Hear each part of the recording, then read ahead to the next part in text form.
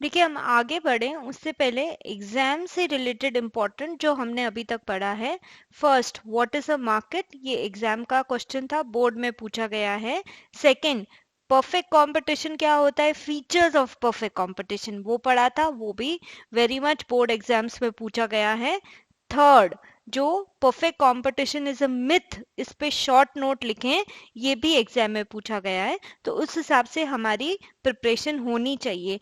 We should again and again try to watch the videos, we should not try to mug up, और वो देख के हमको हमारे हाथ से एक बार लिखना चाहिए ताकि वो परफेक्ट हो। Okay, now we will move on with the sixth question. Explain price determination under perfect competition. पहले शेड्यूल के हिसाब से देखेंगे, फिर उसके बाद हम ग्राफ के हिसाब से भी इसको देखेंगे, प्राइस डिटर्मिनेशन। सबसे पहले मुझे ये बताओ कि इक्विलिब्रियम कहाँ होता है। देखो, डिमांड एंड सप्लाई वो फोर्स हैं जो प्राइस डिसाइड करते हैं, ये हमको पता है, डिमांड एंड सप्लाई। तो जब मार्केट में quantity demanded equal to quantity supplied हो जाएगी ना, उसी जगह क्या हो जाएगा, उसी जगह इक्विलिब्रियम आ जाएगा। ये बात ध्यान रखने की है।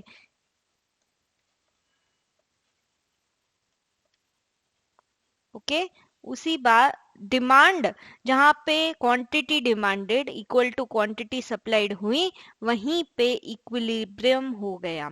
तो पहले, सबसे पहले क्या बताएंगे, forces of demand and supply determine price under perfect competition. Demand और सप्लाई के फोर्सेस ही डिटरमाइन करते हैं प्राइस अंडर परफेक्ट कंपटीशन।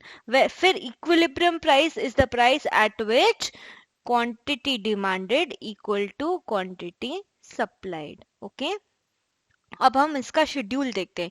देखो, प्राइस यदि 5 रुपीज पर यूनिट है, क्वांटिटी सप्लाइड भी 5 रुपीज पर यूनिट है, और क्वांटिटी डिमांडेड सिर्फ 1 यूनिट है, तो इसका रिलेशन क्या हो गया, सप्लाई ज्यादा है डिमांड से, और रिजल्ट क्या है, ज्यादा सप्लाई है, यानी कि सरप्लस पड़ा है मार्केट में। तो प्रेशर ऑफ प्राइस कैसा होगा, डाउनवर्ड होगा। हाँ, मतलब कि सप्लाई ज्यादा है और क्वांटिटी डिमांडेड कम है, मतलब प्राइस कम करो, उस यूनिट की इतनी डिमांड ही नहीं है, तो प्राइस पर यूनिट घट के हो जाएगी 4। प्राइस ₹4 पर यूनिट पे क्वांटिटी सप्लाइड 4 है, क्वांटिटी सप्लाई होना कम हुई और क्वांटिटी डिमांडेड ज्यादा हुई, क्योंकि प्राइस घटी ना इसलिए। तो अभी भी 4 और 2, तो अभी भी हम देख रहे हैं supply is greater than demand, अभी भी सरप्लस है, और अभी भी डाउनवर्ड प्रेशर ऑफ प्राइस है, इसलिए प्राइस और घटेगी। सो अब 4 से 3 हुई, तो क्वांटिटी सप्लाइड भी 3 हो गई और क्वांटिटी डिमांडेड भी 3 हो गई। अब quantity supplied is equal to quantity demanded हो गया इक्विलिब्रियम का सिचुएशन। ये इक्विलिब्रियम का situation, that is pressure of price neutral है, ना ऊपर जाएगा ना नीचे। अब क्या हुआ, प्राइस पर यूनिट अब इसके आगे मान लो घट के 2 रुपीज पर यूनिट हो गई, तो सप्लाई भी घट के 2 रुपीज पर यूनिट रह गई, और क्वांटिटी डिमांड अब से 2 रुपए है तो 4 रुपए डिमांड। अब डिमांड हो गया ज्यादा सप्लाई से, तो अब हो गई शॉर्टेज ऑफ दैट प्रोडक्ट। तो अब प्रेशर ऑफ प्राइस वापस पड़ेगा कि अब प्राइस वापस ऊपर जाएगी, राइट, और उसको खींचेगी कि वो वापस न्यूट्रल हो। मान ले यदि 1 रुपीज पर यूनिट ही है और क्वांटिटी सप्लाइड 1 यूनिट ही है, तो अब क्वांटिटी डिमांडेड 5 है, यानी कि फिर से डिमांड ज्यादा है सप्लाई से और शॉर्टेज हो गई उस प्रोडक्ट की, तो अपवर्ड प्रेशर ऑफ प्राइस लगेगा, और आखिरकार वो यहाँ से बैठ के कहाँ जाएगी, न्यूट्रल प्राइस पे। इस पे डाउनवर्ड प्रेशर था, तो एंड में जाके कहाँ सेटल होएगी, न्यूट्रल प्राइस पे। तो फर्स्ट 2 केसेस में डाउनवर्ड प्रेशर ऑन प्राइस था, देन न्यूट्रल हुआ। यदि प्राइस कम है तो भी उस पर अपवर्ड प्रेशर लग के और वो न्यूट्रल तक पहुंच जाएगी। यदि प्राइस बहुत ज्यादा है तो डाउनवर्ड प्रेशर लग के वो अल्टीमेटली पहुंचेगी न्यूट्रल पे।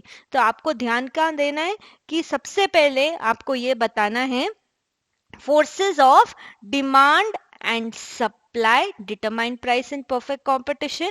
Then equilibrium price क्या होता है, at this price quantity demanded equal to quantity supplied, तब इक्विलिब्रियम होता है। और अब हम इसको और देखते हैं with the help of a graph in the next video.